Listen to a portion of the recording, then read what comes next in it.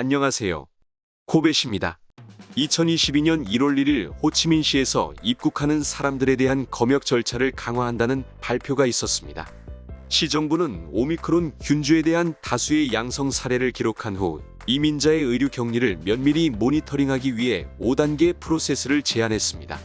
이 조치는 베트남이 오미크론 변종에 대해 긍정적인 결과를 가진 많은 수입 사례를 기록한 후 지역사회에서 감염 연쇄가 발생하지 않도록 관리를 강화하는 것을 목표로 합니다. 텐선 대학 공항을 통해 입국하는 사람들이 거쳐야 되는 5단계에 대해서 알려드리겠습니다.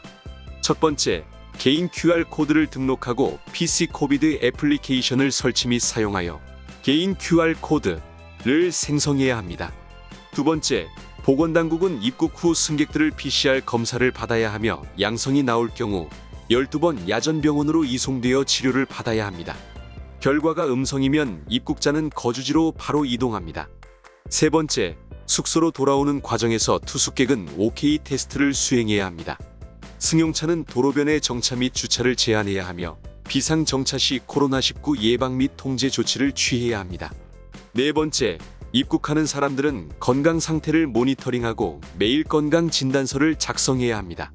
검역된 주소지의 코비드19 안전 포털에서 위치 QR코드를 생성하는 역할을 합니다.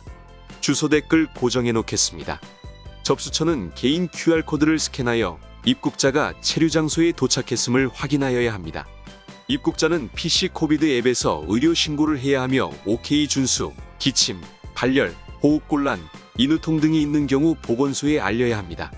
초급자는 백신 1회 접종 또는 코로나19 완치자 스스로 건강 상태를 모니터링하고 주변 사람과 접촉하지 않으며 입국 후 3일 동안 숙소에서 떠나면 안 됩니다. 예방접종을 하지 않았거나 접종량이 부족한 사람은 입국일로부터 7일 동안 거주지에서 격리해야 합니다.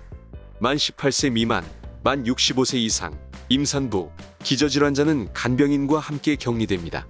간병인은 전체 백신 접종을 받았거나 코로나19에서 회복된 상태여야 하며 감염 위험에 대해 설명을 받은 후 자발적인 자가 격리에 서명해야 합니다. 마지막 다섯 번째, 보건당국은 거주지에서 의료 격리 기간 동안 입국한 사람들에 대해 PCR 검사를 진행해야 합니다. 보건소는 거주지에서 격리된 입국자 명단을 모니터링하고 입국자에 대해 3일과 7일의 PCR 검사를 진행을 주관합니다. 검사 결과가 음성일 경우 입국자는 최대 14일 동안 모니터링됩니다. 양성이면 보건당국은 유전자 시퀀싱을 위해 샘플을 파스테르 연구소로 보냅니다. 동시에 보건소는 코로나19 치료 위해 양성인자들을 야전병원으로 이송합니다. 이렇게 호치민으로 입국 시에 강화된 검역 절차 5가지에 대해서 알려드렸습니다. 빠른 시일 내로 아무런 꺼리낌 없이 왕래할 수 있는 그날이 오길 희망합니다.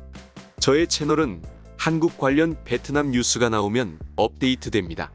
앞으로 많은 시청 부탁드리며 구독과 좋아요는 저에게 큰 힘이 됩니다. 감사합니다.